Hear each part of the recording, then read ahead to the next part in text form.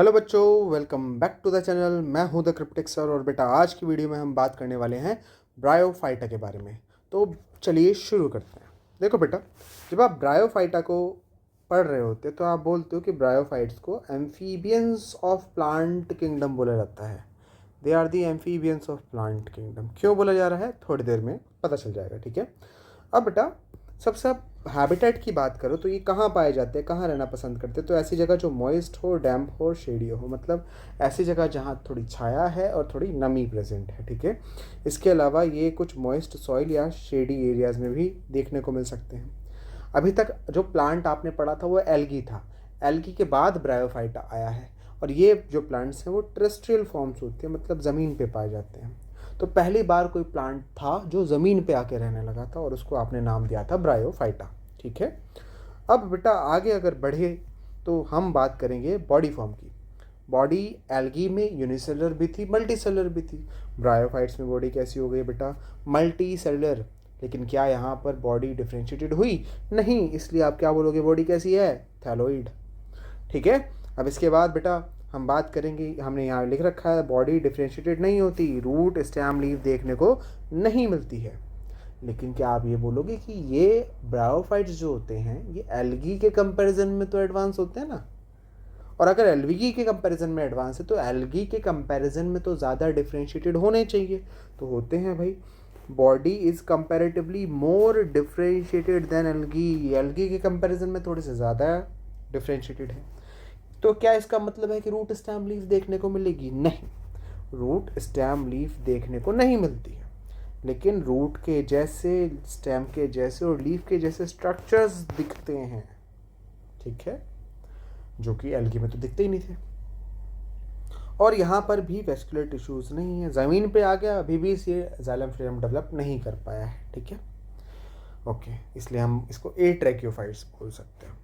अब बेटा आगे बढ़ते हैं, रिप्रोडक्शन की बात करते हैं। यहाँ पर भी मेन प्लांट बॉडी अभी तक कैसी बनी हुई है? गैमेटोफाइट है। और गैमेटोफिटिक मेन प्लांट बॉडी कैसी होती है बेटा? हैप्लॉइड होती है। और इस गैमेटोफाइट के ऊपर क्या है? It bears sex organs. अब ये जो सेक्स ऑर्गन्स हैं ये गैमेटोफाइट के ऊपर ही है, तो ये भी कैसे होने चाहिए बेटा? हैप्लॉइड होने चाहिए। एक सेक्स ऑर्गन का नाम है एंथ्रीडिया, दूसरे सेक्स ऑर्गन का नाम है आर्किगोनिया। जो एंथ्रीडिया है वो बेटा मेल सेक्स ऑर्गन कहलाता है और आर्किगोनिया जो है वो फीमेल सेक्स ऑर्गन कहलाता है। अभी जो एंथ्रीडिया है ये बेटा होता है club shaped, this is club shaped, ठीक है। और आर्किगोनिया जो है वो है बेटा flask shaped, this is flask shaped, ठीक है, फ्लास्क शेप्ड है। इसके अलावा आप ये बोल सकते हो कि इसका काम क्या है? एंथ्रीडिया का काम होता है एंथ्रोजोइड्स बनाना। क्या बनाता है ये बेटा? एंथ्रोजोइड्स। It forms एंथ्रोजोइड्स। एंथ्रोजोइड्स और एंथ्रोजोइड्स जो होते हैं वो हैप्लॉइड ही होते हैं, लेकिन ये मेल गैमीट की तरह काम करते हैं। They are male gamete. और दूसरी तरफ आर्किगोनिया है। आर्किगोनिया का काम होता है एग रग बनाना, फॉर्म एग। और ये एग तो होता तो हैप्लॉइड ही है, लेकिन एग किसकी तरह काम कर रहा है? Egg work like a female gamete. Egg क्या होता है बेटा? फीमेल गैमीट होता है, ठीक है। तो बेटा गैमेटोफाइट का काम था गैमीट बनाना। अब गैमीट बना है एक सेक्स ऑर्गन के अंदर, एंथ्रोजोइड बना है एंथ्रीडिया के अंदर, आर्किगोनिया बना, एग बना है आर्किगोनिया के अंदर, और ये सेक्स ऑर्गन गैमेटोफाइट पर ही प्रेजेंट होते हैं, ठीक है। अब बेटा यहाँ पे क्लासेस की बात कर ले। एल्गी में आपने 3 क्लासेस पढ़ी थी, क्लोरोफाइसी, फियोफाइसी, रोडोफाइसी। यहाँ पर भी 3 क्लास होती हैं, हिपैटिकोप्सिडा, एंथोसिरोप्सिडा एंड ब्रायोप्सिडा, ठीक है। अब हिपैटिकोप्सिडा में कौन कौन आता है? रिक्शिया आ जाएगा बेटा, मार्केंशिया आ जाएगा और पोरेला आ जाएगा। एंथोसिरोप्सिडा में एंथोसिरोज आ जाएगा। ब्रायोप्सिडा में आ जाएगा बेटा फिनेरिया, स्फैग्नम, पॉलीट्राइकन, पोगोनिटम। अब बेटा यहाँ पर 2 ब्रायोफाइट्स के कॉमन नेम देख लो। फिनेरिया का कॉमन नेम होता है बेटा cord moss, it is also known as cord moss. और स्फैग्नम का कॉमन नेम होता है बेटा पीट मॉस या बॉग मॉस। पीट मॉस या फिर आप क्या बोल सकते हो, इसको बॉग मॉस भी बोल सकते हो, ठीक है। तो ये कुछ कॉमन नेम होते हैं। अब बेटा जो सिलेबस में है वो आपका हिपैटिकोप्सिडा है और ब्रायोप्सिडा है, उसी को हम आगे जाकर डिस्कस करने वाले हैं टैबुलर फॉर्म में, ठीक है, ताकि लर्न करने में आसानी हो। अब आगे देखो, जब आप हिपैटिकोप्सिडा की बात करें और दूसरी तरफ आप बात करें बेटा ब्रायोप्सिडा की, तो हिपैटिकोप्सिडा तो लिवर वुड्स होते हैं और ब्रायोप्सिडा क्या होते हैं बेटा? मॉस होती है, ठीक है। पाए कहाँ जाते हैं, कहाँ रहना पसंद करते हैं? सबसे पहले अगर लिवरवुड्स की बात करें तो ये cool, damp and shady areas में मिलते हैं, जैसे कि रिवर का किनारा हो गया, मार्शी एरियाज़ हो गए, इन जगह पर ज़्यादा देखने को मिलते हैं। लेकिन जो ब्रायोप्सिडा के मेंबर्स होते हैं वो थोड़ी नमी वाली जो मिट्टी होती है ना, मॉइस्ट सॉइल, वहाँ देखने को आराम से मिल जाएंगे। ठीक है, बॉडी की अगर बात करी जाए बेटा, बॉडी फॉर्म कैसी है? हिपैटिक ऑप्सिडा लिवरवुड में बॉडी कैसी है? डोर्सी वेंट्रली फ्लैट है, मतलब चपटी बॉडी होती है। एक डोर्सल साइड होती है और एक वेंट्रल साइड होती है, और ये बॉडी क्लोजली अटैच्ड होती है किसके साथ? सबस्ट्रेटम से बहुत अच्छे से चिपकी हुई होती है, तो एक ऐसा मान सकते हो। ठीक है, क्या यहाँ पे सारे मेंबर्स ऐसे होते हैं? नहीं, एक अकेला ऐसा मेंबर है जिसमें लीफ जैसे स्ट्रक्चर्स देखने को मिलते हैं, और उस मेंबर का नाम है बेटा पोरेला। ठीक है, इसके अलावा जो थैलस है उसको उस सबस्ट्रेटम से जोड़ के रखने के लिए इनकी बॉडी में होते हैं राइजोइड्स, और राइजोइड्स यहाँ होते हैं बेटा यूनिसेलुलर एंड अनब्रांच्ड। जैसे कि अगर आप यहाँ इस डायग्राम में देखो तो बेटा यहाँ पर एक मेल थैलस का डायग्राम दिखाया है। यहाँ पर क्या है बेटा? मेल थैलस का डायग्राम है। अब ये मेल थैलस में पहले तो आप सिर्फ वेजिटेटिव पार्ट देखो, रिप्रोडक्टिव पार्ट बाद में देखेंगे। अगर वेजिटेटिव पार्ट देखोगे ये पूरा, तो ये कैसा दिख रहा है बेटा? आपको फ्लैट दिख रहा है। ठीक है, जो ऊपर वाली साइड दिख रही है, ये जो साइड दिख रही है बेटा, ये है dorsal side, this is dorsal side. और जो पार्ट नहीं दिख रही, जो पीछे की तरफ छुपी हुई है, वो है वेंट्रल साइड। और यहाँ पर नीचे की तरफ आपको यहाँ दिख रहे हैं बेटा राइजोइड्स, जो कि इस पूरे के पूरे क्या कहते हैं, कह सकते हैं कि थैलस को ज़मीन से या फिर सबस्ट्रेटम से पकड़ के रखने का काम करेंगे। ठीक है, दूसरी तरफ अगर यहाँ पर अगर आप देखो बेटा कि ब्रायोप्सिडा के मेंबर्स में, तो ब्रायोप्सिडा में बॉडी जो होती है लेटी हुई नहीं होती, डोर्सी वेंट्रल नहीं होती, कैसी होती है बेटा? इरेक्ट होती है, लीफी होती है। यहाँ पर क्या है बेटा? लीफ जैसे स्ट्रक्चर्स स्पायरली अरेंज्ड होते हैं एक अपराइट सिलेंडर पे। तो एक अपराइट स्टेम जैसा स्ट्रक्चर है, और इस स्टेम जैसे स्ट्रक्चर पे लीफ जैसे स्ट्रक्चर जो है वो ऐसे सिलेंड्रिकल मैनर, ऐसे स्पायरल मैनर में अरेंज्ड होते हैं कुछ इस तरीके से। ये लीफ लीफ लीफ, तो यहाँ स्पायरली अरेंज्ड है ना, तो कुछ इस तरीके का अरेंजमेंट होता है। इसके अलावा इनकी बॉडी को भी ज़मीन को पकड़ के रखना है, तो यहाँ पे भी क्या प्रेजेंट है बेटा? राइजोइड प्रेजेंट है, लेकिन यहाँ पर मल्टी सेलर होंगे और साथ में कैसे होंगे बेटा? ब्रांच्ड होंगे। ठीक है, तो ये दोनों में डिफरेंसेस हो गए।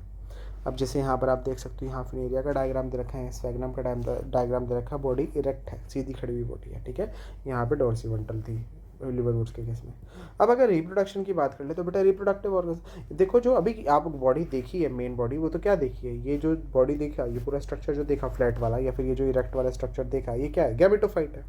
और गैमेटोफाइट के ऊपर क्या प्रेजेंट होते हैं बेटा? सेक्स ऑर्गन्स ही तो प्रेजेंट होते हैं। अब अगर आप मार्केंशिया की बात करो, ये किसका बना रखा? मार्केंशिया। मार्केंशिया में एक एंथ्रीडियोफोर नाम की चीज़ होती है। ठीक है, स्पेशल तरीके का रिसेप्टेकल होता है जिसको आप बोलते हो एंथ्रीडियोफोर, और इस एंथ्रीडियोफोर पर प्रेजेंट होता है मेल सेक्स ऑर्गन जिसको आप बोलते हो एंथ्रीडिया। उसी तरीके से जो फीमेल सेक्स ऑर्गन है वो आर्कीगोनियोफोर के ऊपर लगी होती है। ठीक है, तो मार्केंशिया की जब बात करते हैं तो जो एंथ्रीडियोफोर मेल सेक्स ऑर्गन और आर्कीगोनियोफोर जो फीमेल सेक्स ऑर्गन है, वो दोनों कुछ स्पेशल तरीके के रिसेप्टिकल्स पे लगे होते हैं।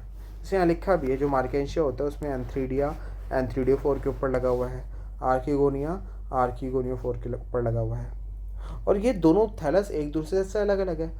एक थैलस ऐसा है जिसमें सिर्फ मेल सेक्स ऑर्गन लगा हुआ है, दूसरा थैलस ऐसा है जिसमें सिर्फ फीमेल सेक्स ऑर्गन लगा हुआ है, और ऐसी कंडीशन को आप बोलते हो डायोशियस। इसलिए मार्केंशिया कैसा ऑर्गेनिज्म है बेटा? डायोशियस ऑर्गेनिज्म है। इसी का कॉन्ट्ररी जो इसका एक और साथी होता है बेटा रिक्शिया, वो दे रखा है मोनोशियस होता है।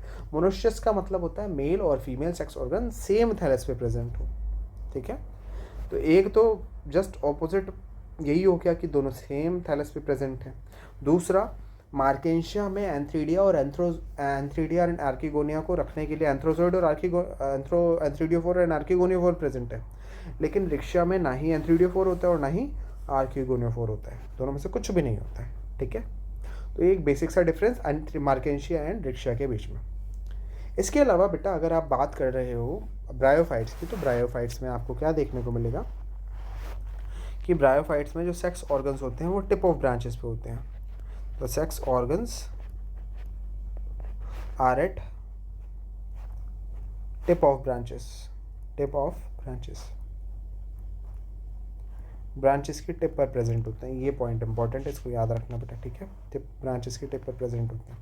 अब यहाँ 2 एग्जांपल लिए हैं। एक एग्जांपल फिनेरिया का लिया है। फिनेरिया अगर आप ये वाला देखो, पहला वाला जो डायग्राम है वो फिनेरिया का है। ये मोनोशियस कंडीशन शो करता है। मोनोशियस का मतलब मेल और female sex organ same thallus पर लोकेटेड है, ठीक है। और साथ में ओटोशियस रिप्रेजेंट करता है। ओटोशियस का मतलब होता है कि जो मेल सेक्स ऑर्गन है वो एक ब्रांच पे है और फीमेल सेक्स ऑर्गन किसी दूसरी सेम प्लांट की किसी दूसरी ब्रांच पे है, ठीक है। और अगर ऐसी कंडीशन होती है तो इसी को आप ओटोशियस बोल देते हो, ठीक है। फुनीरिया हो गया। इसके अलावा स्फैग्नम की अगर बात करें तो बेटा स्फैग्नम मोनोशियस भी हो सकता है या फिर डायोशियस होगा। मतलब हो सकता है कुछ स्पीशीज ऐसी हो जिसमें मेल और female sex organ same plant पर हो, और कुछ स्पीशीज ऐसी होंगी जिसमें मेल और फीमेल सेक्स ऑर्गन अलग अलग ब्रांचेस पर लोकेटेड होंगे, ठीक है। अब अगर हम आगे बढ़ें बेटा, एसेक्सुअल या वेजिटेटिव रिप्रोडक्शन की बात करें तो हिपैटिक ऑक्सीडा जो लिवर वुड्स होते हैं उनमें एक तो फ्रेगमेंटेशन के थ्रू रिप्रोडक्शन हो सकता है, एसेक्सुअल रिप्रोडक्शन, और दूसरा गैमा के थ्रू रिप्रोडक्शन होता है। अब अगर आप इस डायग्राम को देखो तो यहाँ पर आपको कुछ दिख रहा होगा बेटा, ये वाला पार्ट, दिस वन, ये वाला पार्ट, इसको आप बोलते हो गैमा कप, ठीक है। इस गैमा कप के अंदर गैमा प्रेजेंट होता है। तो यहाँ पर आपको क्या दिख रहा है बेटा, यहाँ पर आपको दिख रहा है कि जो गैमा है वो क्या है, ग्रीन कलर का मल्टी सेलुलर एसेक्सुअल बड होता है, ठीक है, जो किसके अंदर होता है, it is present inside gemma cup, present inside gemma cup, gemma cup के अंदर प्रेजेंट होता है, प्रेजेंट इनसाइड गैमा कप, ठीक है। दूसरी तरफ अगर आप ब्रायोप्सिडा के मेंबर्स की बात करो तो वहाँ पर जो रिप्रोडक्शन होता है वो बडिंग से होगा एंड फ्रेगमेंटेशन से होगा। इसको अभी थोड़ी देर में 2 मिनट में देखेंगे, ठीक है। पहले लाइफ साइकिल देखो बेटा, किस तरीके से लाइफ साइकिल चलती है ब्रायोफाइट्स में। तो यहाँ पे फिनेरिया को लेकर पूरी की पूरी लाइफ साइकिल समझा रखी है। देखो बेटा, जो ये वाला पार्ट है, दिस वन हियर, ये वाला part, this is the main plant body, ठीक है। ये क्या है, this is the main plant body, ये मेन प्लांट बॉडी है, ये पूरा का पूरा क्या है, मेन प्लांट बॉडी है। और मेन प्लांट बॉडी को क्या बोला गया बेटा, यहाँ पे मेन प्लांट बॉडी को बोला गया है गैमेटोफाइट, गैमेटोफाइट, या इसी स्ट्रक्चर को आप बोल रहे हो लीफी स्टेज, ठीक है। अब ये जो टिप है लीफी स्टेज की, ठीक है, ये ब्रांच की टिप, ये ब्रांच की टिप, बताया था ना sex organs tip of the branch पे प्रेजेंट होते हैं, तो इसको मैंने मैग्नीफाई करके यहाँ बना लिया। तो ये कौन सा ब्रांच है बेटा, दिस इज एंथ्रीडियल ब्रांच, मान लो क्या है, एंथ्रीडियल ब्रांच की टिप बनाई है। और दूसरी तरफ ये बना है, ये मान लो क्या है, आर्कीगोनियल ब्रांच की टिप है, ठीक है। अब एंथ्रीडियल ब्रांच की टिप पर क्या प्रेजेंट होना चाहिए बेटा, एंथ्रीडिया प्रेजेंट होना चाहिए। तो ये जो स्ट्रक्चर दिखा रखा है ये क्या है बेटा, एंथ्रीडिया क्लब शेप्ड स्ट्रक्चर होता है, ठीक है। दूसरी तरफ आर्कीगोनियल ब्रांच की टिप पर क्या प्रेजेंट होना चाहिए बेटा, आर्कीगोनिया। तो ये जो स्ट्रक्चर बना रखा है, दिस इज आर्कीगोनिया, ये जो छोटा सा स्ट्रक्चर है, this is archegonia, pink colour का, यहाँ लिख देता हूँ, दिस इज आर्कीगोनिया, ओके। अब एंथ्रीडिया का काम क्या है बेटा, एंथ्रोजोइड को बनाना, और एंथ्रोजोइड को वो बनाकर रिलीज कर देता है कहाँ पर, पानी में, ठीक है। दूसरी तरफ आर्कीगोनिया अपने आसपास कुछ केमिकल सब्सटेंस सिक्रेट करती हैं जिसकी तरफ ये एंथ्रोजोइड मूव करता हुआ चला जाता है, और इस मूवमेंट को आप नाम देते हो कीमोटैक्सिक या कीमोटैक्टिक मूवमेंट। फिर जब ये मूव करके आर्कीगोनिया के माउथ पर पहुंच गया है तो उसके बाद बेटा फर्टिलाइजेशन होता है, किस किस के बीच में, एग एंड एंथ्रोजोइड के बीच में। और यहाँ पे चाहिए होता है क्या, पानी, it requires what, water, fertilisation के लिए वाटर की ज़रूरत पड़ती है, ठीक है। और बिकॉज फर्टिलाइजेशन के लिए वाटर की ज़रूरत पड़ती है इसलिए इनको क्या बोला जाता है, bryophytes of plant kingdom, sorry bryophytes कह रहा हूँ, they are also known as the amphibians of plant kingdom. क्या बोलोगे बेटा, एम्फीबियंस ऑफ प्लांट किंगडम बोलते हो, जो स्टार्टिंग में बोला था, एम्फीबियंस ऑफ प्लांट किंगडम बोल सकते हो, ठीक है। वाटर की रिक्वायरमेंट है फॉर फर्टिलाइजेशन, इसलिए एम्फीबियंस ऑफ प्लांट किंगडम बोला। अब जब फर्टिलाइजेशन हो गया तो क्या बना बेटा, जाइगोट बना, जाइगोट में डिवीजन हुआ तो क्या बना, एम्ब्रियो बना, और फिर जब ये एम्ब्रियो में फर्दर डिवीजन हुआ तो क्या बना एम्ब्रियो से बेटा, स्पोरोफाइट, एम्ब्रियो से क्या बनता है, स्पोरोफाइट बनता है, ठीक है। Embryo develops into a sporophyte. अब ये जो स्पोरोफाइट है आप ध्यान से देखो तो ये गैमेटोफाइट के ऊपर है, तो आप ये बोल सकते हो दैट स्पोरोफाइट जो है डिपेंडेंट है किसके ऊपर, sporophyte is dependent on, it is dependent on what, gametophyte, gametophyte पर डिपेंडेंट होता है स्पोरोफाइट। और ये जो स्पोरोफाइट है इसके 3 पार्ट है बेटा, फुट, सीटा एंड कैप्सूल। ये जो नीचे वाला पार्ट है बेटा, ये वाला, this is foot, this part here is seta and this part here is capsule, तो फुट सीटा एंड कैप्सूल, ठीक है।